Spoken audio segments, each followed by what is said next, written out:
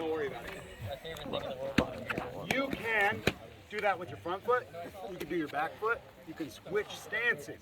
The more time you spend in your stance, the more familiar it's going to be, which means you're going to be able to rely on it without having to actively thinking about it,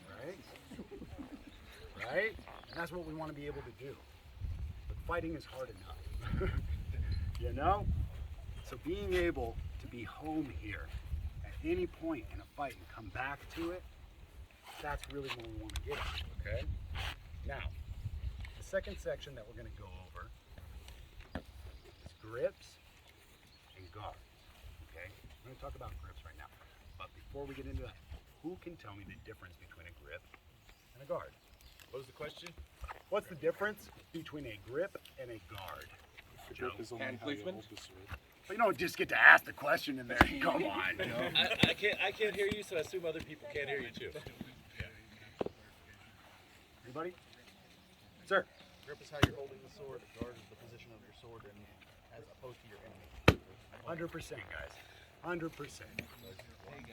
Grip is how we hold our swords. Guard is how we control this middle here, right?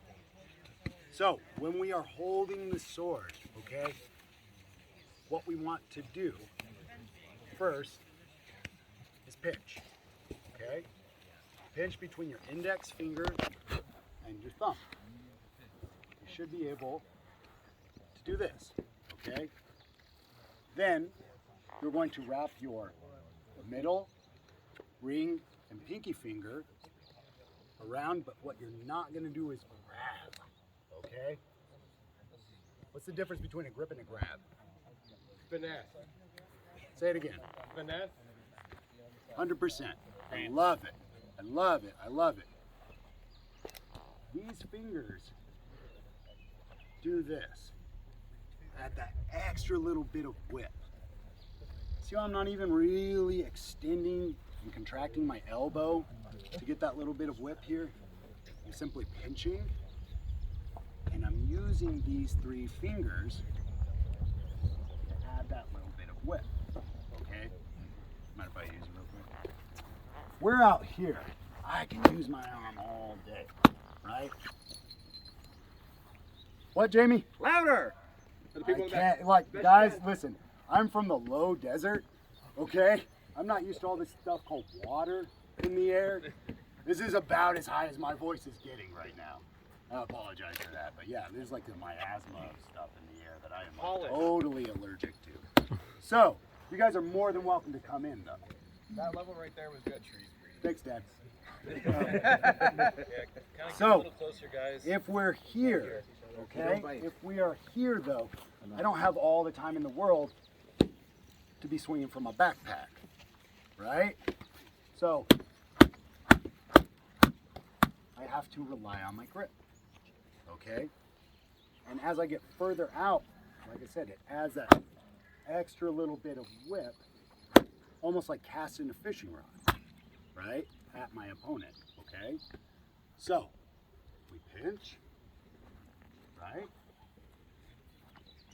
The other three fingers articulate. Everybody got that? Okay. Now guards. What are some guards that we're familiar with? Denial guard. That's a big one. Some other ones. A-frame. A-frame. Which one? A-frame. Yep, A-frame. That's a great one. What else? House guard. House guard. Hey, yeah. What else? Bait. Bait guard. Yep. We have all these specific guards for specific situations, right, that might occur during a fight, right? They kind of all come down into a few categories. Is your guard high, middle, or low, right? Can you do a high denial guard? Yeah, absolutely.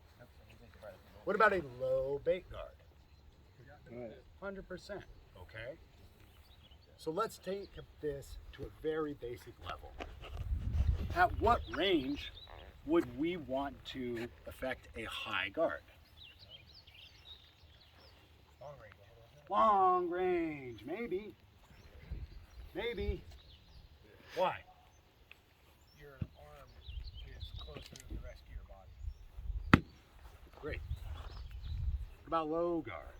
Where would you want a low guard? Could you also have a low guard at close range or at far range? Excuse me. Absolutely. Yeah, absolutely, right? But at that point, you really can have this low guard because you're going to be farther away from your opponent's sword, right? Here's a hard one. At what range do we want a mid guard? Mid-range. That was literally the hardest question. I was scared. Yeah, absolutely, right? Why? Who can tell me why? Who can tell me why?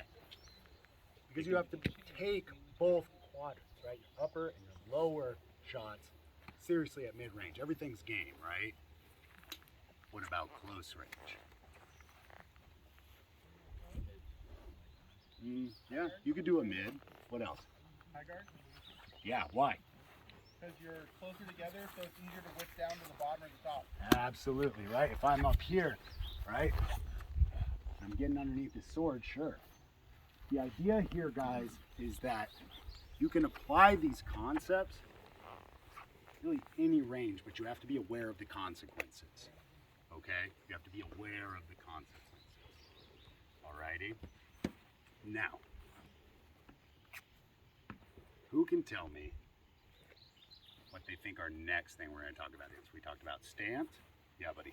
The various ranges, how we can benefit them. Yeah.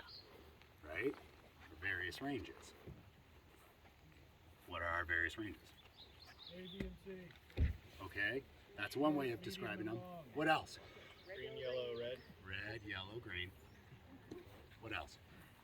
Safe range, engagement range, counter, Yeah. think about it, bias. What about far, mid, close? Everything. Everything, right? Means the same thing. So what we're going to do now is we're going to play a little game. Okay? Beatrice, can I borrow you? Yep.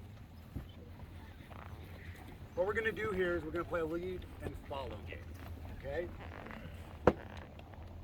What's one way we can measure range during a fight and figure out where we are?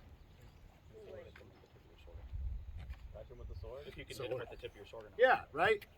This is our measuring stick. This is our ruler, right? If I can see the tip of her sword and she can see the tip of my sword, what range are we at? Far. 100%, right? What about here? Mid. And what about here? You guys are on it. Love it. Okay, so we're going to play a little game, a lead and follow. Okay, you're going to partner up, and what you're going to do is touch swords. Okay, if I am the lead, I'm going to move around, and B has to follow my movements while staying intact. But I can only ever stay at far range. Then we're going to switch to mid, and then we're going to switch to close. Okay? One person will be the lead, the other person will be the follow. Try not to just run. Engagement is the key. Try and keep engaged the whole time. Okay? If you guys break engagement, you both lose. All right? Ain't no double winners here. Ain't no double winners. Yeah. Yeah. Okay? So find a partner, get some space, and listen for the ranges that I'll call out. It's more like my body hates me. Yeah. You don't have to go fast.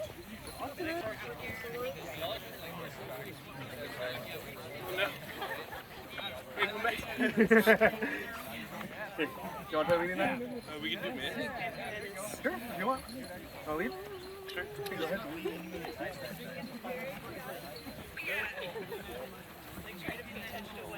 Yeah, so I'm trying to keep your partner out of someone else's. I know, we were just like, okay. So you're thinking you're at long range, but where you're sitting at, you're sitting at a cocked arm with a cocked sword. Yeah. If you just push out, you're hitting chest. Yeah. So, like when you're fighting and you're thinking you're not close to somebody, that's why. You need to make sure use your full range. Close range. Oh man, it's killing me. Close range? Yeah, close range now.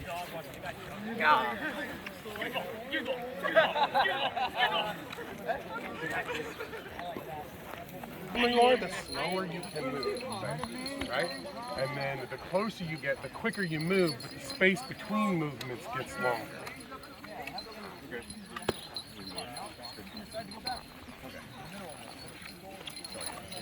I led the long one like this. Oh, we on long then? Okay.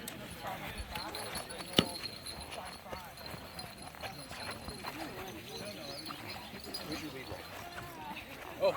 It seemed like they both stayed at that exact same range. So let's say you're the lead now. Okay, so go ahead and touch swords. All right.